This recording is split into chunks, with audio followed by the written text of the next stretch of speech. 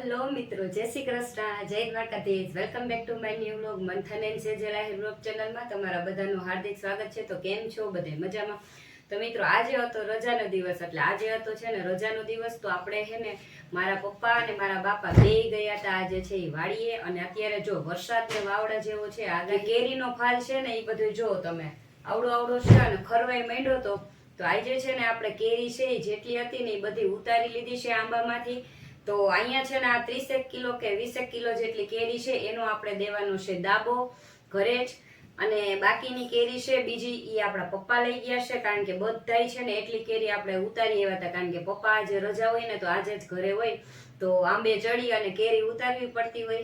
તો ચાલો હવે આપણા કેરી છે એનો દાબો છે ને એ દઈ દેવું. તો દાબો છે ને અહીંયા આપણે કોઠાર જેવું છે, તો એ કોઠારમાં છે એ પેલા દાબો છે આપણે દઈ દઈએ બધી કેરી. તો જો અહીંયા છે ને આપણે આ રીતના સામાન છે એ થોડોક એક્સ્ટ્રા વધારાનો છે ને બધું મૂકેલો છે. ને અહીંયા છે ને મારા વાંચવાના ચોપડા હોય, તો હાલ છે ને એક્ઝામ છે એ મારી, તો આ મારા બધા વાંચવાના ચોપડા છે.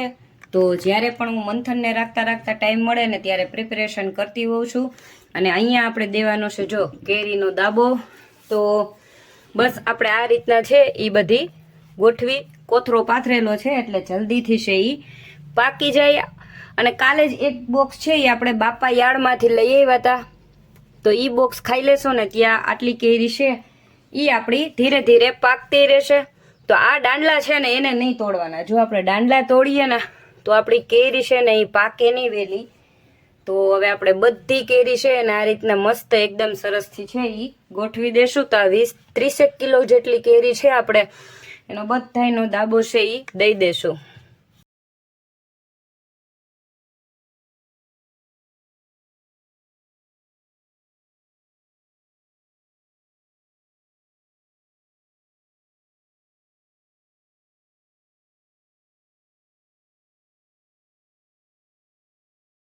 જો આપણે આટલી કેરી છે એ અહીંયા આપણે ગોઠવી દીધી છે, અને હજી છે એ આપણે અહીંયા આટલી કેરી છે એ બાકી રહી ગઈ છે. તો એનું આપણે છે એ આ આપણા બાપા છે ને એકદમ ગીરની પ્રખ્યાત કેસર કેરીનું બોક્સ લઈ આવ્યા હતા ને, તો એની અંદર આપણી આ વાડીની કેસર કેરી છે એનો આપણે દાબો છે એ પછી દેશું. તો હવે આટલી કેરીમાં આપણે અહીંયા દાબો દઈ દીધો છે ને, તો આ અમારા ગામડાની એકદમ છે એ ગામઠી રીતે છે એ આપણે કેસર કેરીનો દાબો દઈએ છીએ. તો વચ્ચે વચ્ચે છે ને એ આપણે આ રીતના ડુંગળી છે એ ખાલી મૂકી દેવાની છે, જેથી કરી અને આ કેરી છે એ એક આરે છે એ પાકશે નહીં, થોડી થોડી પાકતી જશે, એમ આપણે છે એ ખાતા જશું. તો આ રીતના આપણે છૂટી છૂટી છે એ ડુંગળી નાખવાની છે, વધારે નથી નાખવાની, આ રીતના આપણે થોડી ઘણી જ રાખવાની છે. અને હવે આપણે છે એ આ છાપું હોય એને આપણે વધારે નથી પેક કરવાનું. તો આપણે આમાં કાર્બેટર નાખવાની જરાય જરૂર નથી. આ એકદમ નેચરલી રીતના છે આપણી કેસર કેરી વાડીની છે એ પાકી જશે સરસથી. તો આપણે આ રીતના છે ખાલી આમ જો બધી બાજુની સાઈડ આ રીતના કવર છે એ કરી દેવાનું છે. અને આપણે એક જ છાપું છે એ પાથર આની ઉપર છે એ ઢાંકવાનું છે. તો આ આડી રીતે અને આમ ઊભી રીતના આપણે બે આ રીતના પસ્તી છે એને એકદમ સરસથી આ રીતના કવર કરી દેશું, જેથી છે આમાં હવા નહીં જાય અને એકદમ નેચરલી રીતના આપણી કેરી છે એ પાકતી જાય. આ રીતના આપણે બે જ ખાલી છાપા રાખ્યા છે પસ્તીના. હવે એની ઉપર આપણે આ કોથળો છે એને ઢાંકી દેશું. તો આ એકદમ નેચરલી અને એકદમ છે એ આપણા અમારા ગામડાની છે એ ગામઠી રીતે આપણે કેસર કેરીનો ઘરે જ છે એ દાબો દીધો છે. 30 કિલો કેરીનો દાબો છે એ આપણે દીધો છે. તો જો આ રીતના બધી બાજુથી એકદમ પેક છે એ કરી દેવાનું છે. તો અહીંયા આપણે દાબો છે એ દઈ દીધો છે. હવે આ બાકીની 10 થી 12 કિલો છે એની આપણે આ બોક્સની અંદર દાબો છે એ દેશું. જો આપણે કેરીનું બોક્સ ખાલી આપણું હતું એની અંદર આપણે છે એ આ રીતના પસ્તી છે એને રાખી દીધી છે.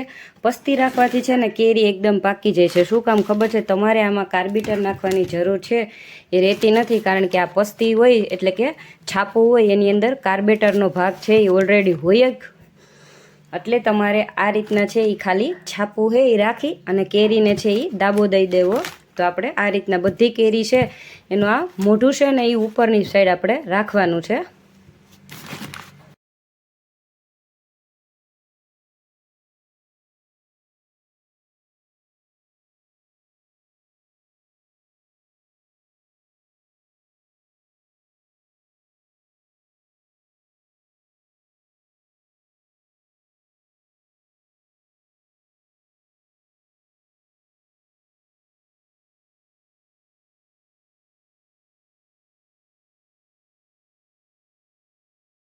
તો હવે આપણા બોક્સને આ રીતના પેક કરી અને રાખી દેશું અને અહીંયા આપણા 20 કિલોનો જે દાબો દીધો છે એ કેરીને પણ રાખી દેશું.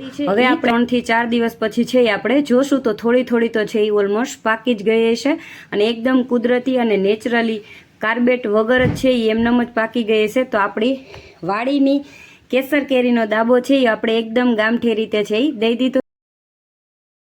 તો મિત્રો 4 દિવસ થઈ ગયા છે અને 4 દિવસ પછી આપણે જોશું તો તમે જોઈ શકો છો કે આપણી 4 દિવસ પછી એકદમ કુદરતી અને નેચરલી કાંઈ પણ નાખ્યા વગરની એ આ રીતના જો તમે જોઈ લો આ કેરી છે ને આપણી એ એકદમ સરસ રીતના છે એ પાકી ગઈ છે, જેને આપણે છે એ કાઢી લેશું અને હું તમને છે ને આ કેરીને કટ કરીને પણ બતાવીશ. જો એકદમ સરસ રીતના છે એ પાકી ગઈ છે કેરી જો આપણી.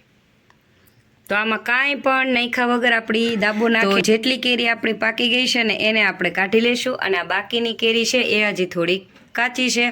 તો જેમ જેમ પાકશે ને એ રીતના આપણે છે એ દાબો નાખેલી કેરી છે એને ખાતા રહેશું. તો એટલે જ આપણે આ રીતના 30 કિલો કેરી છે એનો દાબો નાખેલો છે, જેથી આગળ પાછળ કેરી પાકે ને તો આપણે ખાઈ શકીએ. અને આમાં જો કાર્બેટર કે નાખીએ ને તો એકસાથે બધી કેરી પાકી જાય તો આપણે આટલી કેરીનો સ્ટોર કરવો પડે. તો હવે આ રીતના જો આપણી કુદરતી અને એકદમ દાબો નાખેલી કેસર કેરી છે ને એ પાકી ગઈ છે. તો હું તમને હવે કટ કરીને પણ બતાવીશ. તો અહીંયા મિત્રો આપણી આ એકદમ ઓર્ગેનિક આપણે દાબો નાખેલી હતી કેસર કેરીની, એને હવે હું તમને કટ કરીને પણ બતાવીશ. જો આ એકદમ તમે જોઈ શકો છો એકદમ મસ્ત રીતના પાકી ગઈ છે અને આ એકદમ કુદરતી અને નેચરલી પાકેલી છે. તમે કાર્બેટર નાખી અને પકાવો ને એ કેરી જો એકદમ મસ્ત રીતના આપણી કેરી છે એ પાકી ગઈ છે અને આનો સ્વાદ છે ને એકદમ મસ્ત મીઠો અને એકદમ સરસ છે. આ કેરી ખાવાની ખૂબ મજા આવે છે. તો તમે જ નેચરલી રીતના છે એ કેસર કેરીનો દાબો છે એ કઈ રીતના નાખવો એની રીત છે આપણે વિડીયોમાં બતાવેલી છે. તો વિડીયો પસંદ આવે ને તો વિડીયોને લાઇક કરજો, શેર કરજો તમારા ફ્રેન્ડ્સ અને ફેમિલી સુધી. અને હા, ચેનલ પર નવા હોવ ને તો ચેનલને સબસ્ક્રાઈબ કરજો. અને આ બીજી કેરી છે ને એને પણ આપણે એ જ રીતના કટ છે એ કરી લેશું. જો બંને કેરી